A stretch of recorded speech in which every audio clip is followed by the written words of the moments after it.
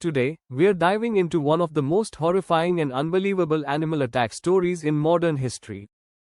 This is the true story of a crocodile that terrorized a village in Uganda, Africa, for 14 years, claiming the lives of over 80 people. Yes, you heard that right, 80 innocent lives, lost to a single beast.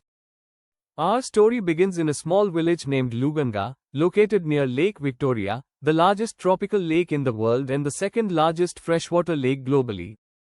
This lake, which stretches across Uganda, Tanzania, and Kenya, is rich in biodiversity and danger. The people of Uganda had lived peacefully for generations by the lake's edge. Around 800 residents depended on the lake for water, fishing, farming, and everyday life. But beginning in 1991, strange and terrifying things started happening. One by one, villagers began disappearing. Children who went to the lake to play never returned. Fishermen who ventured out in their boats vanished. Elderly women washing clothes by the water, gone without a trace. All that remained were floating, torn clothes in the water. At first, people thought it might be accidents, perhaps drownings. But the frequency of disappearances grew, and soon, it became clear, something was hunting them. Then, one tragic day, the villagers saw it with their own eyes. A giant crocodile attacked two brothers who were near the lake. One brother managed to escape, but the other was dragged underwater in front of horrified witnesses. There was no doubt anymore, this was the monster behind the terror. The villagers gave the beast a name, Osama, after Osama bin Laden, because just like the terrorist, this crocodile had struck fear into every heart. No family in Uganda was untouched. Over the next 14 years, from 1991 to 2005, the death toll rose to more than 80 people. Villagers reported seeing Osama leaping out of the water, snatching people from the shores, even attacking boats. It wasn't just a wild animal, it was a menace, and it ruled the lake. The fear was so great that by 2005, no one dared go near the water. But the lake was essential, it was their lifeline. People couldn't just avoid it forever. With no other option, the villagers reached out for help. That same year, the Ugandan government finally stepped in. Wildlife authorities, along with a group of over 50 villagers, created a plan to trap the man-eating crocodile.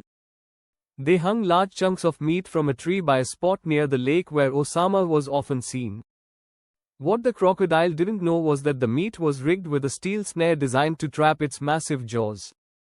Sure enough, after a short wait, Osama appeared, as if drawn by the scent of his next meal. He lunged at the bait and grabbed it, but the moment he did, the trap snapped shut. The more he struggled, the more tightly the snare gripped him. The beast was caught. Dozens of villagers helped the wildlife officers drag the crocodile out of the water. The entire village, and people from surrounding communities, gathered to witness the capture of the creature that had haunted them for over a decade. When measured, the crocodile was an astonishing 16 feet long, nearly the size of a small truck. Its jaws were powerful enough to snap bones like twigs. Understandably, many villagers wanted to kill it on the spot. After all, it had taken their brothers, sisters, children, and parents. Their grief had turned into deep anger. But the wildlife officials stopped them. Instead, Osama was handed over to a wildlife rescue group known as Uganda Crocs, who took the animal into captivity for study and care. The story of Osama, the man-eating crocodile of Lake Victoria, became one of the most notorious animal attacks in African history. Cases like this, where a single animal is responsible for so many human deaths, are extremely rare. To this day, Osama is remembered not just as a deadly creature, but as a symbol of how closely man and nature are intertwined, and how sometimes, that balance can tip into horror. This incident also raised questions about human-wildlife conflict in areas where people live close to dangerous animals. It reminded the world of the importance of respecting wild habitats, using proper safety measures, and supporting wildlife conservation efforts. Friends, stories like these aren't just meant to shock, they're here to educate and remind us how fragile life is when we live beside untamed nature.